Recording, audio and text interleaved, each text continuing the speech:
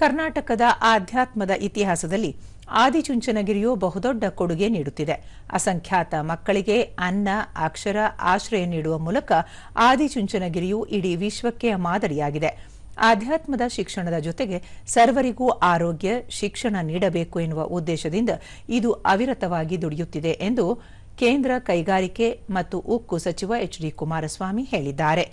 ಆದಿಚುಂಚನಗಿರಿ ಕ್ಷೇತ್ರದಲ್ಲಿ ಶ್ರೀ ಗುರು ಭೈರವೈಕ್ಯ ಮಂದಿರ ಉದ್ಘಾಟನಾ ಕಾರ್ಯಕ್ರಮದಲ್ಲಿ ಪಾಲ್ಗೊಂಡು ಅವರು ರೈತರ ಮಕ್ಕಳ ಜ್ಞಾನಕ್ಕೆ ಕೊಡುಗೆ ನೀಡುತ್ತಿದೆ. ಚಿಕ್ಕದೊಂದು ಸಂಸ್ಥಾನದ ಮೂಲಕ ಆರಂಭವಾದ ಆದಿಚುಂಚನಗಿರಿ ಇಂದು ಜಾಗತಿಕವಾಗಿ ತನ್ನ ಛಾಪು ಮೂಡಿಸಿದೆ ಎಂದು ಹೇಳಿದರು. ಅಜರಾಮರ ಧ್ರುವತಾರೆಯಾಗಿ ನಿರ್ವಹಿಸಿರ್ತಕ್ಕಂಥ ಅವರ ಕೆಲಸಕ್ಕೆ ನನ್ನ ಭಕ್ತಿಪೂರ್ವಕವಾಗಿ ನನ್ನ ನಮನಗಳು.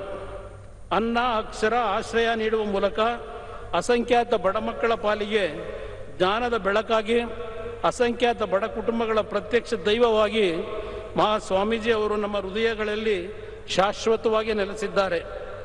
ಆಧ್ಯಾತ್ಮದ ಜೊತೆಗೆ ಶಿಕ್ಷಣ, ಆರೋಗ್ಯ, ಪರಿಸರ ಇತ್ಯಾದಿ ಕ್ಷೇತ್ರಗಳಲ್ಲಿ ತಮ್ಮ ಜೀವಿತ ಕಾಲದ ಉದ್ದಕ್ಕೂ ಅವಿರತವಾಗಿ ದುಡಿದ ಮಹಾಸ್ವಾಮಿಗಳು ತಮ್ಮ ಸಾಧನೆ ಮತ್ತು ಸಂದೇಶಗಳ ಮೂಲಕ ನಮ್ಮೆಲ್ಲರಿಗೂ ದಾರಿದೀಪವಾಗಿದ್ದಾರೆ.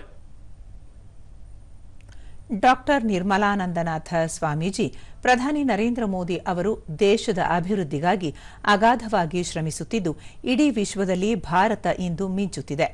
ದೇಶದ ಅರ್ಥವ್ಯವಸ್ಥೆಯನ್ನು ಮುನ್ನಡೆಸುವ ಸಲುವಾಗಿ ಹಲವಾರು ಯೋಜನೆಗಳನ್ನು ಜಾರಿಗೊಳಿಸುವ ಮೂಲಕ ಇಡೀ ವಿಶ್ವಕ್ಕೆ ಮಾದರಿಯಾಗಿದ್ದಾರೆ ಎಂದರು.